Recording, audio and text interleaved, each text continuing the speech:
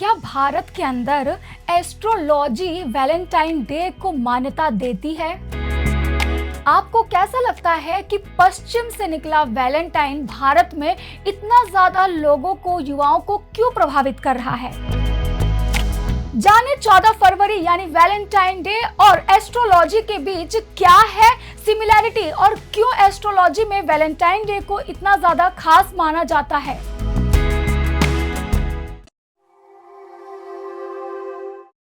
नमस्कार, आप देख रहे हैं प्रभा साक्षी और मैं हूं आपके साथ रेणु तिवारी। आज हम चर्चा करने जा रहे हैं वैलेंटाइन डे, जिसे हम प्यार का दिन भी कहते हैं। आखिर वैलेंटाइन डे इतना खास क्यों होता है और इस दिन ऐसा क्या होता है जो कपल होते हैं वो एक दूसरे को प्रपोज करते हैं, एक दूसरे के सामने अपने मन की बात करते हैं। इसके अलावा जो लोग अपने मन में प्यार की इच्छा लिए बहुत समय से रह रहे होते हैं वो अपने क्रश को प्रपोज कर सकते हैं। ऐसी तमाम चीज़ें जो प्यार से जुड़ी हुई होती हैं वो वैलेंटाइन डे के दिन पूरी की जाती हैं। तो वैलेंटाइन डे यानी कि 14 फरवरी को ऐसा क्या होता है जो ये इतना ज़्यादा महत्वपूर्ण माना जाता है?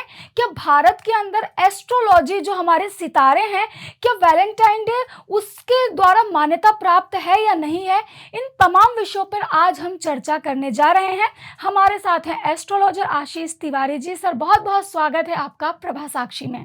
नमस्कार रेणु जी, thanks for having me on this show and thanks for giving me this opportunity to explore such a nice subject जिसके अंदर थोड़ी सी सोशोलॉजी भी है, एस्ट्रोलॉजी भी है और आजकल की जो दुनिया में चल रहा है उसके बारे में भी मुझे अंडर डिफरेंट कैपेसिटीज कमेंट करने का मौका मिल रहा है। So once again thanks a lot for giving me this opportunity. Sir, सबसे पहले मैं आपसे जानना चाहती हूँ कि जो 14 फरवरी का दिन होता है ये इतना खास क्यों होता है और क्या एस्ट्रोलॉजी में इसको मान्यता प्राप्त है, और अगर मान्यता प्राप्त है तो कैसे है और कौन से, यानी कि विश्व में कई तरह की एस्ट्रोलॉजी होती है तो कौन सी एस्ट्रोलॉजी में इसको मान्यता दी गई है? रेणु जी, आपने एक बहुत ही वैलिड सवाल पूछा है कि भाई वैलेंटाइन डे आखिर है क्या, कहाँ से आया, क्या कोई ज्योतिष, कोई कैलेंडर इसको मानता है? तो देखिए, इसके ओरिजिन के बारे में बहुत सारी कहानियां हैं और most of the stories connected to Valentine नाम के एक सेंट हुआ करते थे।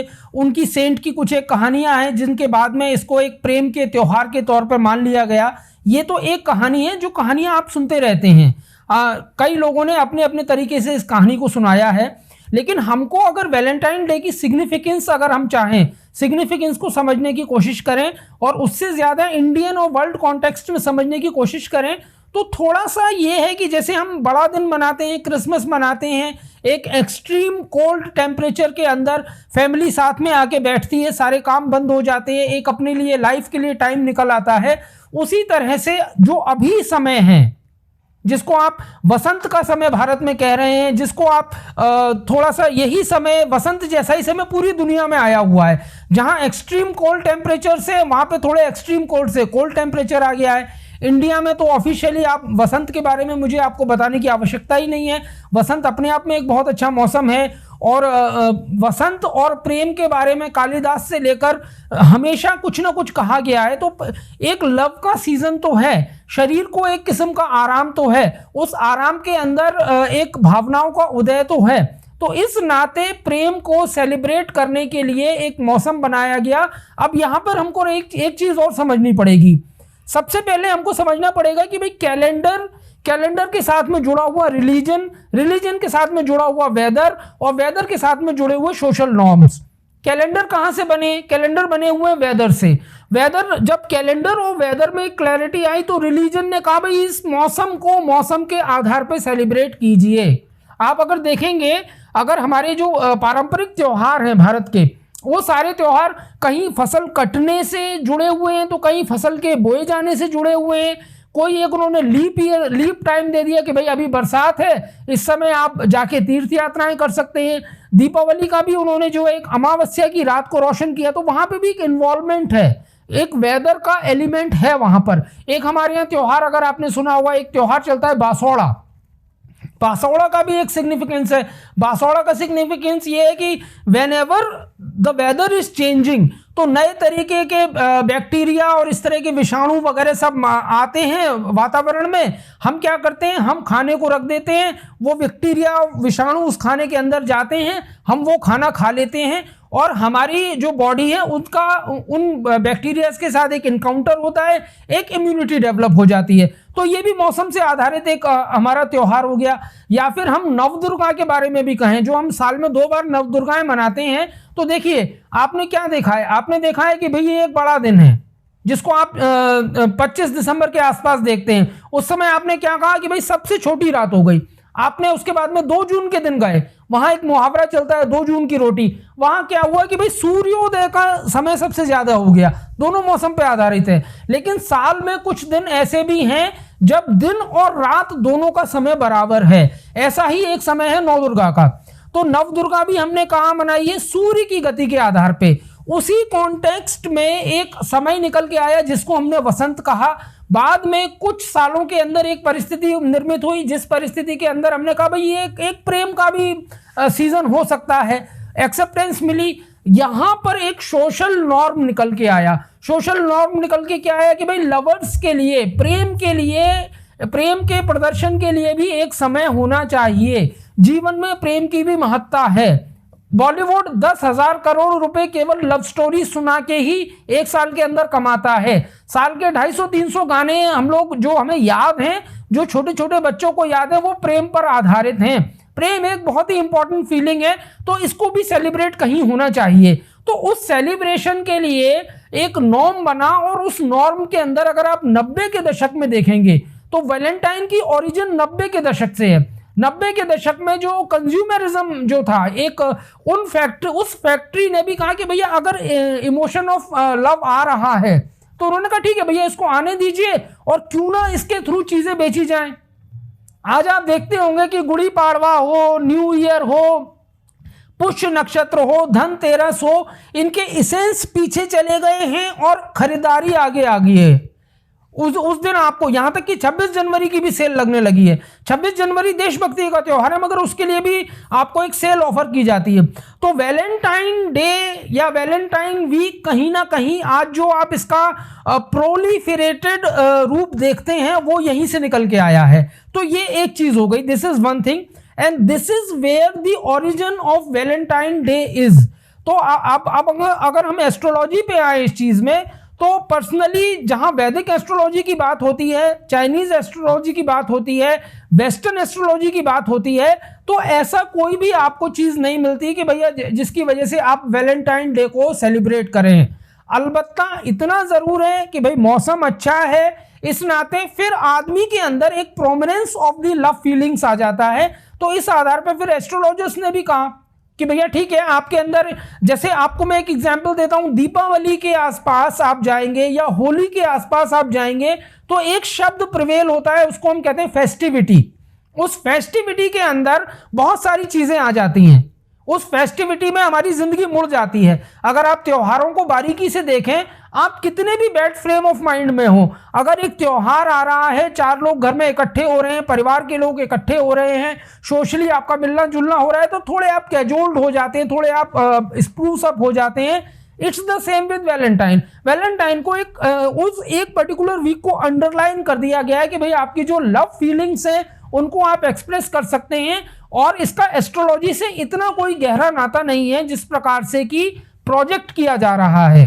सर, जैसा कि आपने कैलेंडर का जिक्र किया है और एस्ट्रोलॉजी के बारे में बताया है, तो मेरा दूसरा सवाल ये है कि जिस तरह से हमने देखा है कि समय समय पे हमने बहुत सारे आर्टिकल्स देखे हैं, बहुत सारे एस्ट्रोलॉजर्स के इंटरव्यू देखे हैं, जो नए साल हो गया और ये वैलेंटाइन डे हो गया, ऐसे खास दिनों पर एक अपना चार्ट लेके आते हैं और हर राशियों को बताते हैं कि आपका वैलेंटाइन डे कैसा हो सकता है, इस साल आपको वैलेंटाइन डे पे खुशियाँ मिलेंगी, प्यार मिलेगा या नहीं मिलेगा। मिलेगा या धोखा मिलेगा, इस तरह की तमाम जानकारी वो आर्टिकल में और वीडियो के माध्यम से देते हैं।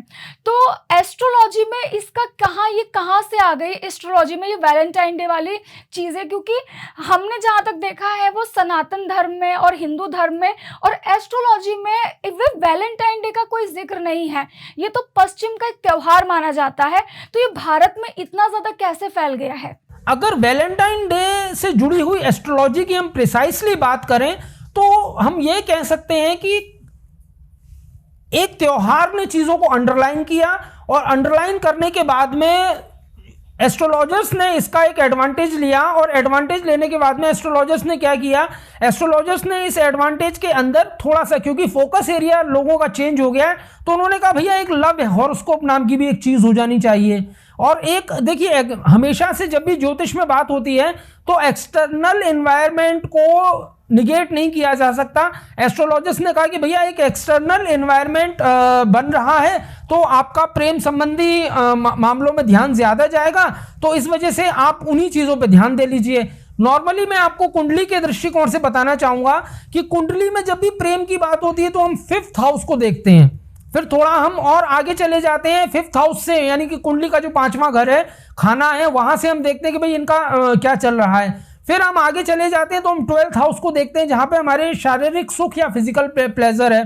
फिर हम आ जाते हैं 7th हाउस पे जहाँ पे हमको ये पता लगता है कि जो दो लोगों के बीच में पार्टनरशिप स्ट्राइक होगी या नहीं होगी, या कैसे आदमी से आपका पार्टनरशिप बनना है। तो जो आप वैलेंटाइन से जुड़े हुए राशिफल देखते हैं उसमें अक्सर करके जो समझदार ज्योतिषी हैं वो ये करते हैं कि इन 3 जो आपके जो ग्रह मैंने आपको, जो 3 खाने मैंने कुंडली के आपको बताए हैं, इनके आधार पर एक चीज बनाते हैं और फिर एक उनके दिमाग में एक मेंटल नोट रहता है कि ये वैलेंटाइन डे है, इसमें किस तरह की एक्टिविटी हो सकती है। जैसे अगर आप वैलेंटाइन डे को बुनियादी तौर पे देखें तो ये प्रणय निवेदन का समय है।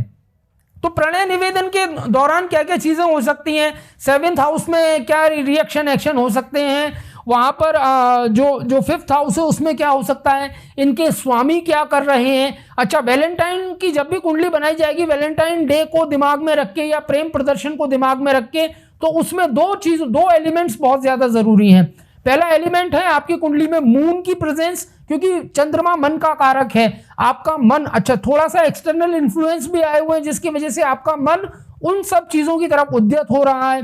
दूसरा वीनस एक नेचुरल कारक है आपके शरीर के अंदर, जो ऊपर वाले ने आपको एक मैथुनी शक्ति प्रदान की है। उस मैथुनी शक्ति को परिभाषित करने के लिए, उसको रिप्रेजेंट करने के लिए, और दोनों का ही सीजन है। तो जो पंडित होते हैं वो आमतौर पे, या जो राशिफल लिखने वाले होते हैं वो आमतौर पे इन दोनों फैक्टर्स के आधार पे कुछ कुंडलियां बना देते हैं। इसके अलावा मैंने जो व्यक्तिगत तौर पे देखा है उसमें एक न्यूमरोलॉजिकल भी एलिमेंट्स होते हैं।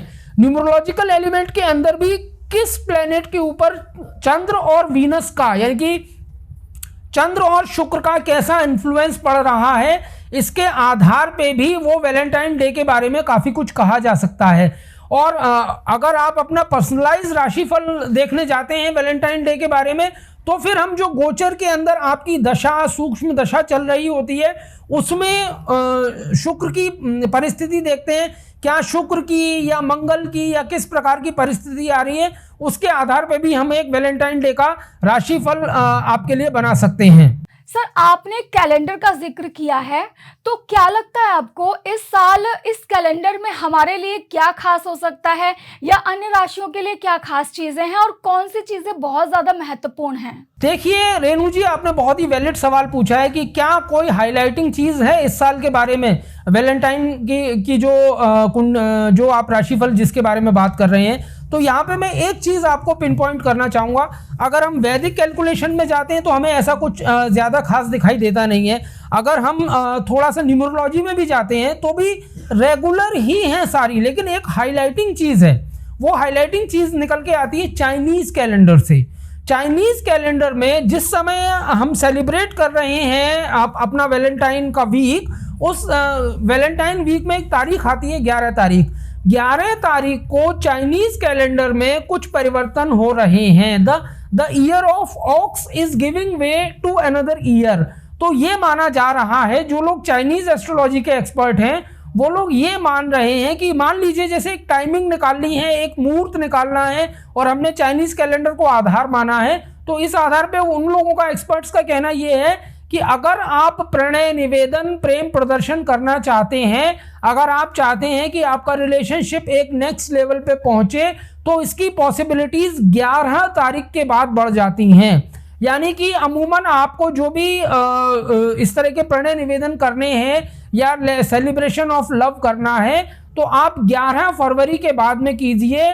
अगर इसके बाद में कोई रिलेशनशिप फॉर्म होता है तो उसकी स्टेबिलिटी, उसकी लॉन्गिविटी थोड़ी सी अधिक है। केवल जहां तक एक salient feature of the calendar है तो वो मैं आपको यही बता सकता हूं। सर, मेरा आखिरी सवाल है कि हमने जनरली देखा है वैलेंटाइन डे के दिन पार्टनर्स को गिफ्ट दिया जाता है। कई बार हमने देखा है कोई जो मतलब नॉर्मल फैमिलीज़ हैं वो कुछ छोटी छोटी चीज़ों से अपने पार्टनर को खुश कर देती हैं या कुछ सरप्राइज़ प्लान कर देते हैं। कुछ बड़े घर के लोग हैं या बच्चे हैं जो अपने पार्टनर्स को बहुत ज़्यादा खुश करने के लिए पैसों का सहारा लेते हैं। वो बड़ी बड़ी गाड़ियाँ, एप्पल जैसी फ़ोन, ये सब चीज़ें गिफ्ट करते हैं। तो वैलेंटाइन डे जिस तरह से प्यार का दिन कहा जाता है और एस्ट्रोलॉजी भी इस चीज को थोड़ा उससे संपर्क करने लग गई है और उसके इर्द गिर्द घूमती है, तो आपको क्या लगता है एस्ट्रोलॉजी के माध्यम से ऐसी क्या चीजें, ऐसी क्या गिफ्ट्स देने चाहिए जो आपके प्यार को लंबे समय तक के लिए बरकरार रखे? वैलेंटाइन डे और गिफ्ट का जो कनेक्शन आपने बनाया रेनू जी, ये बिल्कुल वैलिड है और इनफैक्ट मैं आपको इसके बारे में थोड़ा डिटेल में भी बताना चाहूँगा। हम सभी ने एक कहानी पढ़ी है, द गिफ्ट ऑफ द मैगाई। इसके अंदर एक छोटी सी कहानी है कि एक महिला है, उसके बाल बहुत अच्छे हैं, बहुत लंबे बाल हैं और उसका पति ये सपना देखता है कि मैं एक दिन हाथी दांत की कंघी इसको गिफ्ट करूँगा। उस पति के पास में एक वॉच है जिसका एक गोल्डन स्ट्रैप, पत्नी चाहती है कि इसकी जो वॉच है इसमें एक गोल्डन स्ट्रैप मैं किसी तरह से दे दूं। तो वो दोनों एक गिफ्ट एक दूसरे के लिए परचेज करने जाते हैं। ये महिला अपने पति के लिए वो गोल्डन स्ट्रैप खरीदने के लिए अपने बालों को कटवा देती है। इधर वो आदमी हाथी दांत की कंघी खरीदने के लिए अपनी घड़ी बेच देता है। इवेंचुअली जब वो दोनों आमने सामने आते हैं तो वो उसको हाथी दांत की कंघी देता है, मगर उनको काटने के लिए बाल नहीं है महिला के पास, और ये उसको एक गोल्डन स्ट्रैप देती है, मगर गोल्डन स्ट्रैप में रखने के लिए घड़ी नहीं है। तो ये एक लवर्स के बीच में गिफ्ट एक्सचेंज का एक बहुत अच्छा एग्जाम्पल है। 1925 की एक स्टोरी है और जब उस समय अमेरिका में रिसेशन हुआ था तो उस समय काफ़ी इमोशनल वैल्यू थी इसकी। अब जब वैलेंटाइन डे पे हम गिफ्टिंग की बात करते हैं तो वैलेंटाइन डे पे गिफ्टिंग का जो कल्चर चालू हुआ है वो 80s के बाद चालू हुआ है। आपको याद होगा जो लोग 90s के किड हैं कि हॉलमार्क, आर्चीज, इस तरह के बहुत सारी कंपनीज आ गई थी जो अम्ब्रेला ब्रांडिंग के अंदर तरह तरह के प्रोडक्ट्स बेच रही थी। उस समय एक गिफ्टिंग का कल्चर चालू हुआ और वैलेंटाइन के रूट में एक गुलाब की तो कंडीशन है ही, गुलाब तो दिया ही जाता है, मगर धीरे धीरे पर्सोनिफाई होती चली गई चीज़ें और गिफ्ट के स्टैंडर्ड चेंज होते गए। तो ये वैलेंटाइन की गिफ्टिंग का कल्चर है। आप जो भी चाहें चीज़ गिफ्ट दे सकते हैं, लेकिन यहाँ पर मैं आपको फेंग शुई का एक टेक ज़रूर बताना चाहूँगा और मैं 4 चीज़ें यहाँ पर बताऊँगा जो चीज़ें आप अगर दें तो बड़ा अच्छा रहेगा। इनफैक्ट सिर्फ वैलेंटाइन ही नहीं, अगर नॉर्मली भी कपल्स आपस में इस तरह के गिफ्ट एक्सचेंज करते हैं तो बहुत अच्छा है। ऐसा ही एक गिफ्ट है, आपने विंड चाइम्स सुने होंगे। आप जो लटकी रहती हैं चार उसमें स्टील के या किसी मेटल के वो होते हैं, आपस में टकराते रहते हैं। विंड चाइम्स का म्यूजिक आपने कई गानों में सुना होगा, फिल्मों में सुना होगा। माना यह जाता है कि अगर आप अपने पार्टनर को विंड चाइम प्रेजेंट करते हैं या कमरे की खिड़कियों में विंड चाइम लगा लेते हैं तो फेंग शुई के अनुसार कमरे की अंदर एनर्जी करेक्शन होता है और लव जैसी फीलिंग्स को एक अच्छा प्रश्रय मिलता है। दूसरा एक गिफ्ट हो सकता है वो है बैम्बू ट्री का गिफ्ट। आपने देखा होगा कई जगहों पे कि ऑफिसेज में लोग एक बैम्बू ट्री रख लेते हैं अपने घर के अपनी डेस्क पे। ये भी एक बहुत अच्छा गिफ्ट है। इसका मतलब ये हुआ कि अगर आपने अपने पति को, बॉयफ्रेंड को अगर वो बैम्बू ट्री गिफ्ट में दिया है तो उस केस में इसका मतलब आपने उसकी तरक्की को एक अनुमोदन, एक एक्रीडेशन दे दिया है। तो ये एक आपका गिफ्ट हो गया, बैम्बू ट्री का गिफ्ट हो गया। तीसरा अगर आप गिफ्ट देखना चाहें इसी सीरीज में तो तीसरा गिफ्ट हो सकता है आपका laughing Buddha. Laughing Buddha couple के बीच में और मियाँ बीवी के बीच में ह्यूमरस एलिमेंट्स को लाने के लिए काफ़ी अच्छा होता है। इसको भी आप वैलेंटाइन डे के दिन गिफ्ट में दे सकते हैं। अगर हम कोई एक रिंग वगैरह या गोल्ड या सिल्वर देते हैं तो वो भी एक अच्छा टोकनिज्म माना जाता है, वो भी एक बहुत बढ़िया टोकन आप वैलेंटाइन का मान के चल सकते हैं। तो मैं इवेंचुअली मैं यही कहना चाहूँगा इसको कि वैलेंटाइन डे को as a celebration of love मनाइए, कोई बुराई नहीं है। पति पत्नियों को भी पति पत्नी है उनको भी इसको एक बहाने की तरह देखना चाहिए। साथ ही साथ देखिए मौसम अच्छा है और उसी दिन वसंत पंचमी भी है, तो I think this is a kind of A celebration जहाँ पे platonic love and romantic love दोनों को इक्वल इंटेंसिटी के साथ सेलिब्रेट किया जाना चाहिए। तो हम बात कर रहे थे आशीष तिवारी जी से, जो कि एक शानदार एस्ट्रोलॉजर हैं, जो आपको जानकारी दे रहे थे वैलेंटाइन डे के इस खास हफ्ते के बारे में। आपको उनकी जानकारी कैसी लगी? So nice of you Renu ji, and thanks for having me on this show. I am optimistic कि मेरी बातचीत जो हुई है, जो मैंने चीज़ें बताई हैं, it will bring some happiness in the life of individuals. Thank you so much once again. और ये हमारा वीडियो पूरा आपको कैसा लगा हमें कमेंट करके ज़रूर बताइए। ऐसे ही लेटेस्ट अपडेट के लिए, देश दुनिया की तमाम खबरों के लिए आप बने रहें प्रभा साक्षी के साथ। नमस्कार। अगर आप भी लेना चाहते हैं देश दुनिया की तमाम जानकारी तो आज ही सब्सक्राइब करें हमारे चैनल को। साथ ही नीचे दिए बेल आइकन को जरूर दबाएं ताकि हर अपडेट आप तक पहुंच सके।